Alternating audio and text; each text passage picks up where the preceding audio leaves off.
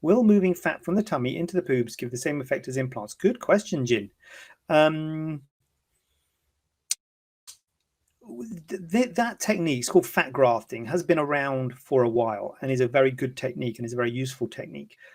And on paper, it sounds great. Move fat from my tummy or my bum or this or my hips, you know, put it in my breast. Avoid implants and everything's fantastic. And I'll definitely have that done.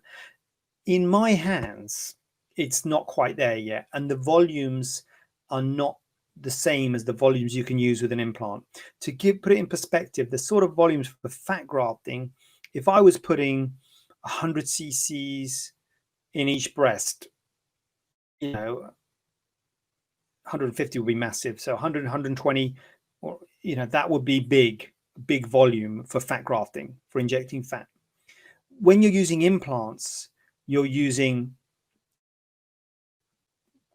250, 350 cc easily, maybe even 400, you know, in each breast. So you can 400 cc, each breast, that's 800 cc's. You can never do that in fat grafting. So there's nowhere near the volume that you can use in fat grafting than you can in implants. So the point is, it's subtle. The results are subtle. It's quite a long operation. It's quite a big operation to do fat grafting. Therefore, it's quite expensive. It's almost as expensive as having implants, and yet the results are subtle. It's usually not quite a cup size.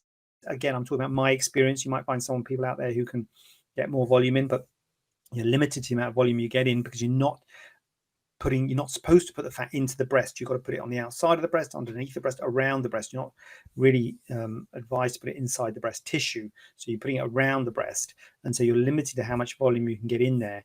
And so it is usually quite a subtle result, probably less than a cup size. And in my experience and in my hands, it is better for an asymmetry. One breast a little bit bigger than the other, and you may be just enhancing one breast with fat. It's natural. Then that will be a good use of it. Also in deformities, defects, you know, problems with rippling or implants being visible or something like that, fat grafting is great that you can cover it, but it is usually a subtle result with fat grafting. So in my experience and in my hands, it's not quite there to give the same effect as implants. It can give a similar effect of implants. It's a lot more subtle, and because it's subtle, it often needs to be repeated. And because it's quite expensive and you're repeating it 2, 3, 4 times, all of a sudden it becomes a very expensive option. Although I understand a lot of people don't want implants, want to be natural, which of course it is.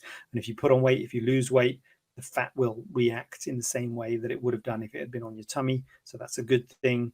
So there's a lot of good things about it, but you have to be prepared for the fact that it is quite expensive and it is quite subtle. And I wonder if we're going to get better at it and be able to do bigger volumes in it, and it might take over from implants, but in my experience, it's nowhere near there at the moment. It would be great if it was, but it's not.